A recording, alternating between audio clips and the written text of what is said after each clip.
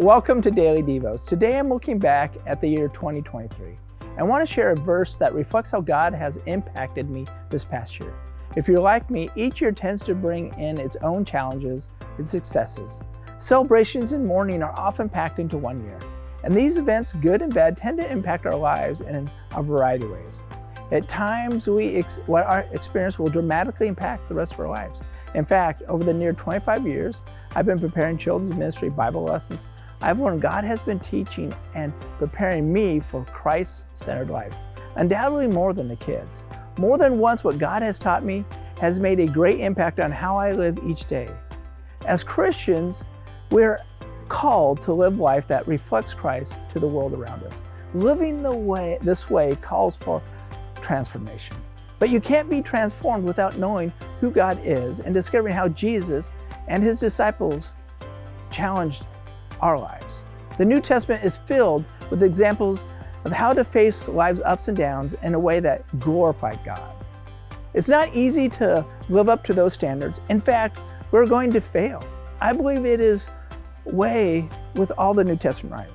That is why the Apostle Paul I relate to best. I have never been beaten, shipwrecked, dragged out of town and stoned, or imprisoned for my faith. However, Paul connects with everyday people during his time and ours. He was a tent maker. He was a scholar. He understood what it was to be a blue-collar worker as well as a scholar. Paul also persecuted the early church before becoming a passionate follower of Christ. In fact, he was so against the church, he helped kill Christ's followers. So he understands those of us who at one time rejected Christ, but now are believers. I'd have to say Paul clearly believes God uses those ups and downs we face each year to radically transform. Undoubtedly, Paul understands and often displays in his writings that Christians are called to be radically transformed. In Paul's letter to the church of Philippi, two sentences really spoke to me this past year. They are found in Philippians 1:21-22. For to me to live is Christ, and to die is to gain. If I am to go on living in this body, this will mean fruitful labor for me. Let God rule and follow his leading. Christ is our life. He is our creator, our redeemer. For us in a relationship with Christ, our work, ourselves, is to be with Christ. We're called to put Christ first in all things. This past year, I had one of those life-impacting experiences. Last January, I met a group of people who put their own ambitions aside for God.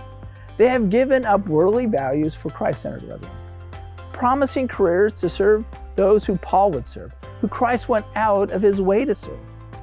They gave up worldly security, gaining more than we can understand this side of heaven. After graduating from college, they took their knowledge, their skills they learned, and went to the poorest community in the city and changed their lives for Christ. These are this amazing group I met on my trip in Kenya. I was expecting that our time working with the kids would be the most impactful part of our trip. It was amazing working with Hope and the kids, but the social workers for Mission Hope, they are unsung heroes of the slums in the Mathare Valley in Nairobi. On our trip, we had time to connect with the social workers. It's an extremely heartbreaking job of working in an area considered to be one of the worst slum in the world. During our time with them, I learned they all had graduated college and had opportunities to have good paying jobs far from the slums, promising careers. Each one of them said they chose to be social workers to make an impact for Christ.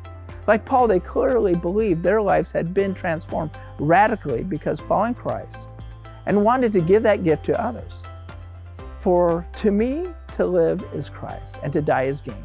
If I am to go on living in this body, this will mean fruitful labor for me. I encourage you to read the book of Philippi. No, I encourage you to study the book of Philippi and discover how Christ can radically transform your life. Thank you and God bless.